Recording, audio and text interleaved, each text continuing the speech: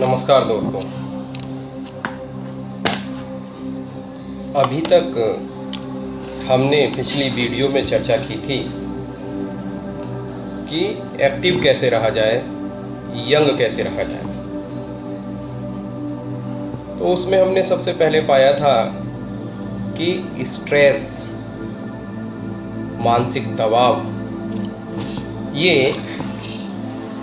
नहीं होना चाहिए या कम होना चाहिए, क्योंकि स्ट्रेस के कारण जो शरीर में हॉर्मोन्स निकलते हैं वो शरीर को बहुत तेज़ी के साथ खराब करने लगते हैं।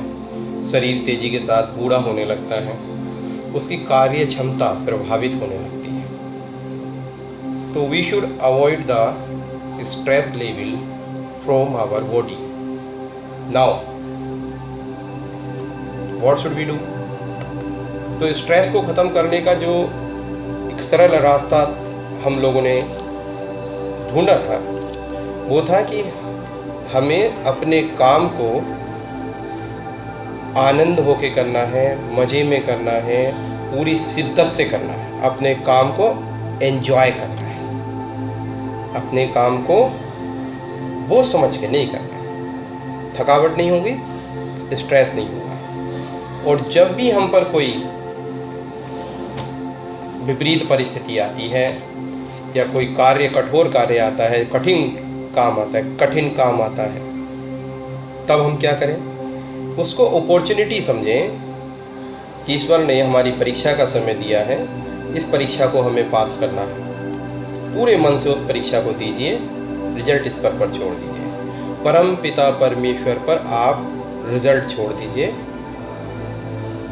आशाएं और अपेक्षा मत कीजिए, अपने काम से भी, लोगों से भी। अगर आप कभी भी आशाएं अपेक्षा इस संसार में करेंगे, चाहे अपने काम से करें कि हम तो इतने काम किया, हमें इतना पैसा मिलना चाहिए, या हम तो इतने पढ़े, हमें इतने मार्क्स आने चाहिए, या हम तो उसे इतना प्रेम करते हैं तो वो हमें उतना ही प्रेम करना चाहिए, या उसके साथ तो हमने इतना अच्छा किया था, उसे हमारे साथ ऐसा अच्छा करना चाहिए।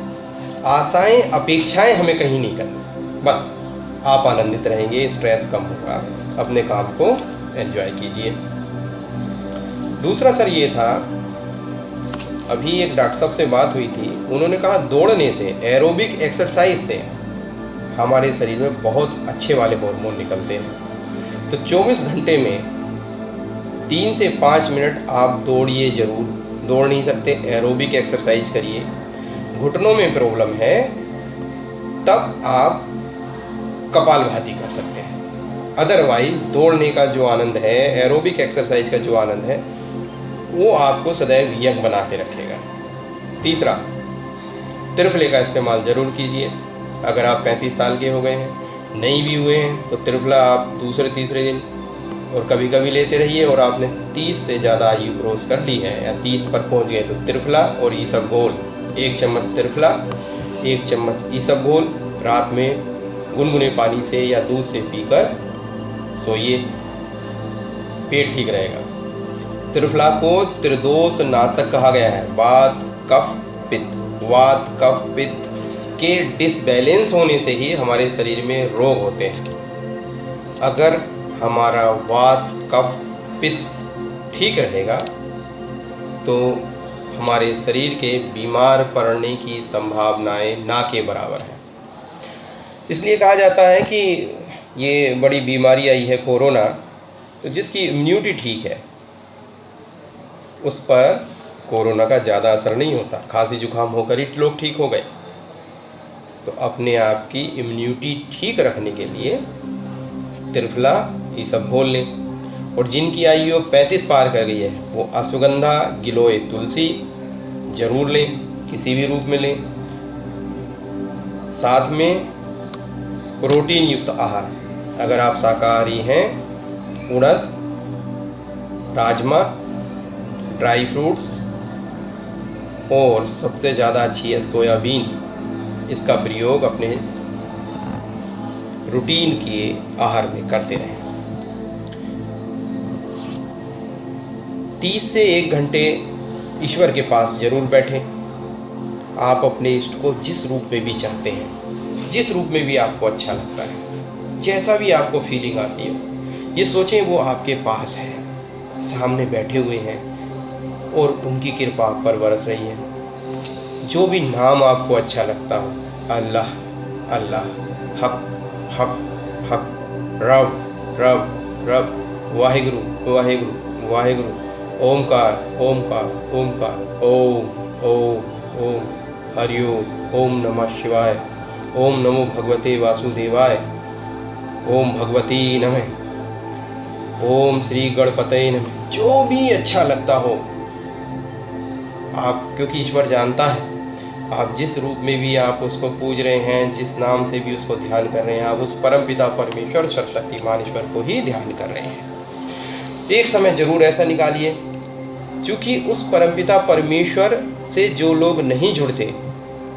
वो धीरे धीरे कितने ही भी शक्तिशाली हो, पहले से वो कितने भी शक्तिशाली हों, वो भी उसकी कृपा से शक्तिशाली थे, धीरे धीरे वो नष्ट हो जाते हैं, खत्म हो जाते हैं। वैसे तो इस जीवन में कुछ भी स्थायी नहीं है, लेकिन जो ईश्वर से जुड़े होते हैं वो इस जीवन में और आने वाले जीवनों में भी एक अलग उनके अंदर अनुभूति रहती है, और वो जो जीवन जीते हैं उसको एंजॉय करते हैं। तो आप ईश्वर से, जिस भी रूप में आप ईश्वर को मानते हो, उससे जुड़ने की अभ्यास कीजिए। इसे कहते हैं उपासना, यानी कि ईश्वर के पास बैठना।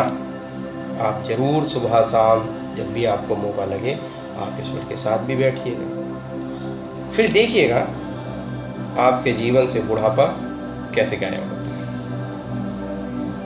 मेरे विचार आपको कैसे लगे ये जरूर शेयर कीजिए कमेंट्स बॉक्स में। आपके कमेंट्स का मैं इंतज़ार करता हूँ। आप मुझे जो भी कमेंट्स भेजते हैं वो मेरी प्रेरणा के स्रोत होते हैं। मैं चाहता हूँ कि इस शरीर को छोड़ने से पहले जो भी मेरे पास साधना का ज्ञान है, जो मैं आगे मंत्र साधनाओं के बारे में भी आने वाले वीडियो में आपको बताऊंगा, वो ज्ञान है। आयुर्वेदा से मैंने पढ़ाई की है, आयुर्वेदा का ज्ञान है।